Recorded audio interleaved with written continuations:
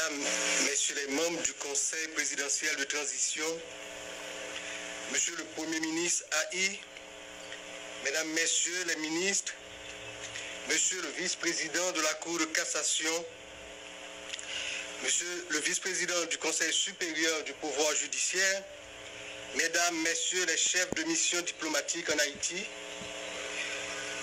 Madame la représentante du secrétaire général de l'ONU en Haïti, Mesdames, Messieurs les grands commis de l'État,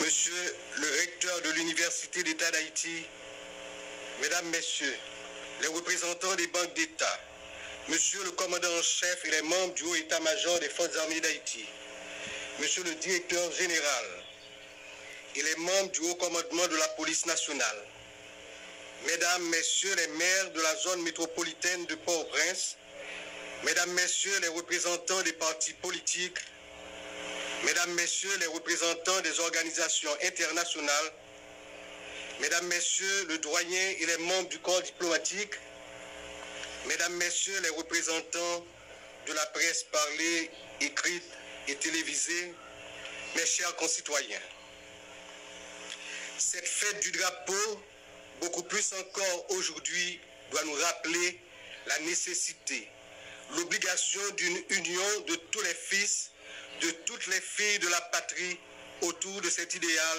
que nous ont tracé les pères de la patrie. Mais ces mots, combien de fois les avons-nous répétés? Combien de fois, à l'occasion de cette fête du drapeau, n'avons-nous pas vu fastueux défiler nos jeunes habillés aux couleurs nationales et brandissant apparemment avec fierté le drapeau?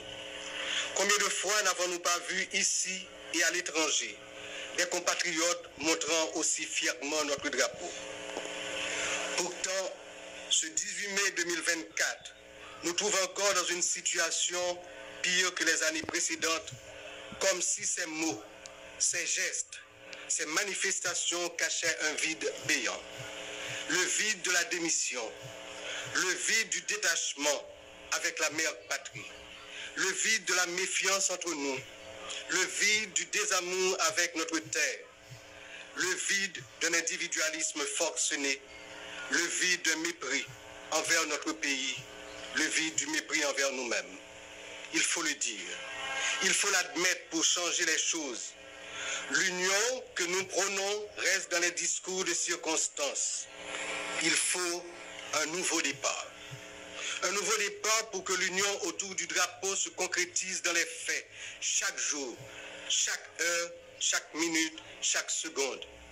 Notre drapeau doit devenir le signe de ralliement autour d'un grand combat pour remettre en vie notre corps social en proie depuis des années à d'atroces convulsions. Notre population perd espoir jour après jour et la fête du drapeau, pour solennelle qu'elle soit, ne doit pas être un rituel vide de sens comme une pièce de théâtre jouée par de mauvais acteurs qui peinent à comprendre et à croire à leur texte. Notre drapeau a flotté fièrement au cours des luttes qui ont donné un sens au mouvement de libération du monde entier. Aujourd'hui, nos turpitudes ont malmené son égrégore. Il faut redonner la force à notre drapeau en lui insufflant l'énergie d'un engagement citoyen positif. Et cet engagement positif est lié à l'amour que chaque citoyen, chaque citoyenne doit porter à cette terre.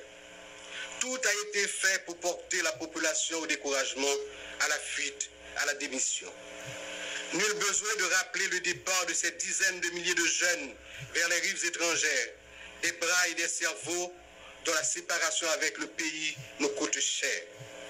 Car pendant que la bonne sève part, une mauvaise sève s'étale comme une lèpre. La sève de la délinquance, la sève de la corruption, la sève de la mort. Ce n'est pas sans raison que la fête des enseignants, des enseignantes, précède celle du drapeau.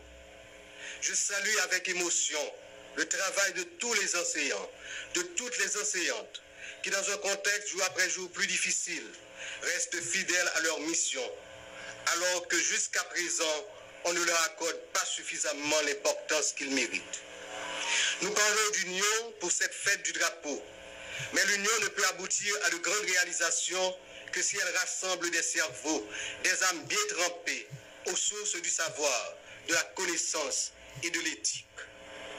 Si le pays tient toujours dans cette tempête qu'il traverse, c'est parce que des enseignants, des enseignantes en tenant ferme la barre ont pu former des cerveaux et des âmes qui constituent comme un dernier carré face au déferlement d'une barbarie qui ne se cache plus. L'État doit au plus vite travailler à la revalorisation du métier d'enseignant.